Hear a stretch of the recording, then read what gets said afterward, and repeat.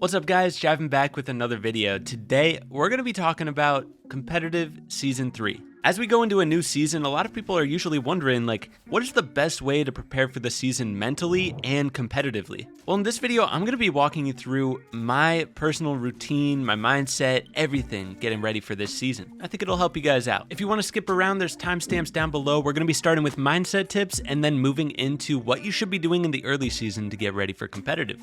First off, let's talk about why the new season feels so hard for some of us right now. Something I know for a fact that happens to all my friends who are insanely good at the game and could win every single game if they wanted to. A lot of the times they are flopping in the new season and dying and dying and dying and they just don't know why. I'm telling you right now, if you usually do good in arena but you're struggling at the moment, you're probably in your head about the new meta, thinking too much that the game has changed when reality it's the same game, there's just a couple different things. The way you get out of that is you stop focusing on all the new stuff in the game and you start focusing on just your game, just like you were doing at the end of last season if you were popping off. This may not apply to everybody, but I'm telling you, a lot of people just need to snap out of it, realize the game is not all that different, and you'll start popping off. And one of the biggest things is stop dropping at the new POIs. Drop at their outskirts instead and then rotate in. The new POIs at the start of the season just have an insane amount of people going to them, like an unrealistic amount, and it's almost impossible to survive off spawn if you land there. I literally just land at the outskirts, rotate around. I'm still learning the new parts of the map, but I'm doing it safely, so I'm not getting all frustrated while I play. A good thing to do is hot drop and then safe drop. Hot drop, safe drop. Alternate between the two and you'll be a lot better off. Obviously, there's a lot of really good players on the game right now, so it's going to be a little bit harder than usual, but use this to your advantage to try to get better from playing these people. If you really start getting just absolutely worked time and time again, use that anger to fuel your mechanical grind rather than continuing to drop in arena or pubs. Instead, go play Kovacs for a while and use that frustration to get better. It's just like with working out. A lot of times when people are in a down place, they work out, it makes them happier and it makes them feel good. It's the same thing with mechanics, funny enough. If you hop into Raiders Peace Control map and just start cranking it out because you're having a bad day of arena, you'll feel better in the long run. You'll still see that improvement and you won't have the stress of dying over and over again. But the other thing is, obviously there's a lot of really good players on right now, so use that opportunity to learn from them and maybe even go into replay mode or watch back your fights if you recorded them and try to find their weak points, see how you could have outplayed them. This will also help you get better in the long run. It's doing stuff like this, staying cool, calm, and collected, and trying to just get better and enjoy your time on the game. You'll see way more improvements, you'll stop being frustrated, you'll have more fun, and it's only positives. So, anytime you're having a hard time in the new season, watch this part of the video back and try to snap out of it. You got this, I believe. One more thing that might help you stay motivated this season is setting the right goals for yourself. There's two types of goals that I would recommend you set for yourself. One of them is reachable goals, stuff that is very, very achievable, but you will also be proud of.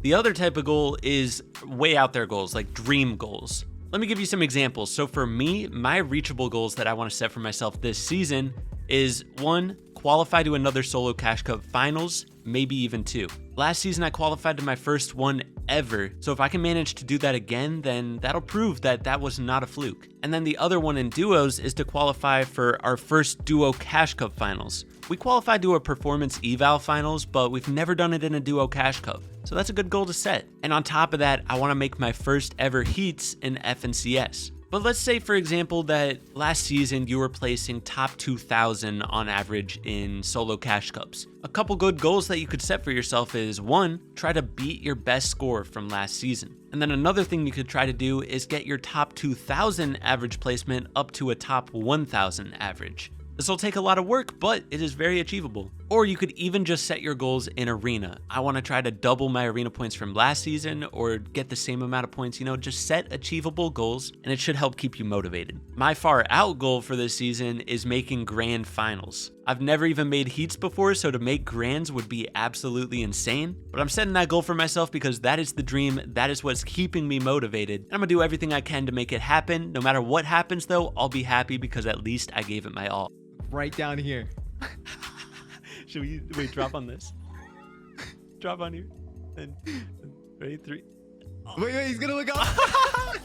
In anything in life, if you set up a dream goal, you should set those goals. They may not always be achievable, but because you're grinding for it so hard, because you want it so much, There's going to be a lot of good things that come along the way because you're putting in a lot of effort. And anytime you put in effort to something, good things happen. So no matter what dream goal you set for yourself, just know even if you don't achieve it, try to look at all the stuff that you accomplished along the way. And that should keep you motivated to keep working towards your dreams. Little off topic from Fortnite, but that's something that I've done in my life and it's helped me out a lot. So hopefully it helps you too. With all that being said, let's get into some of the early season tasks that I've been doing to try to get ready for the competitive season. First off, learning the map. Obviously, you want to learn the new side of the map because if you ever find yourself over there, you need to know what's going on. So like I said earlier, I wouldn't necessarily recommend just dropping into the POIs. Like for example, if you go to Greasy Grove right now, there's like 20 people going there in solos every game, and the survival rate is basically 0. But you can land outskirts around that area and rotate into it once you get good loot. That'll help you be able to learn the new spots on the map while also surviving a lot more often.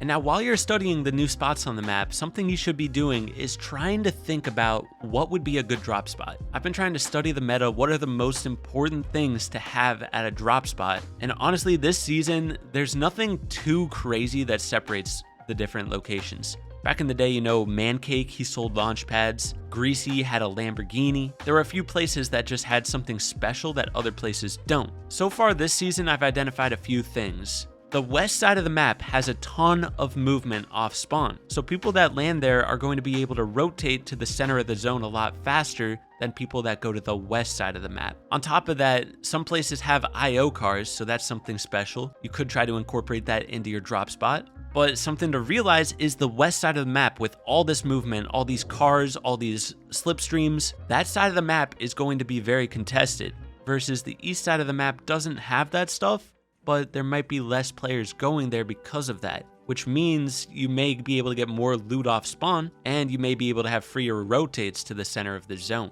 So right now it's really just an experimental stage. You should be trying to identify stuff just like I talked about there and start picking out a few locations that you think you may want to test out. So far, I already have like 4 spots that I'm eyeing up, and the way I'm going to determine which one I want to do is 1, landing there on repeat in arena, 2, landing there in scrims to actually test it out in a competitive format, and 3, landing there in the early season competitions like the Lightning Cups or performance evals. That'll help give you an idea of whether or not you actually want to land there for the competitive season. But I'm telling you, it's never too early to start. A couple more things that you should be doing with your drop spot is learning everything around it, Are there geysers? Is there natural movement around there? Are there cars nearby? Where are the metal farms? Are there POIs nearby that you need to look out for, or maybe you could rotate into to find fights? There's a whole list of stuff just like that. I actually have a drop spot video from last season, and it is still relevant if you want to check that out. It has everything you need to know about drops. And then the other big thing that you need to be doing in the early season is getting a good idea of what competitive is going to feel like this season. And there's a couple ways to do that. First off, it's just about identifying all the new stuff in the game, like the movement, the stuff like the boulders, that you can hit over and it just breaks through everything. Figuring out all the little new things like that can help give you an idea of what comp is going to feel like, because you can start to picture those things in endgame. For example, if you ever see a boulder in the zone, in the moving zone, break that bad boy, and it's gonna roll into everybody and break their tarps, and it can hit them. Another example of this is, we don't have launch pads anymore, so the new movement techniques are going to be rifts, which throws you way higher up in the sky. And so, let's say hypothetically, you're on high ground and you hear a rift go off. You need to drop everything and look up in the sky because they might spawn right on you and just ruin your high ground game. Another thing would be trying to figure out how you and your duo are going to coordinate shockwave rotates.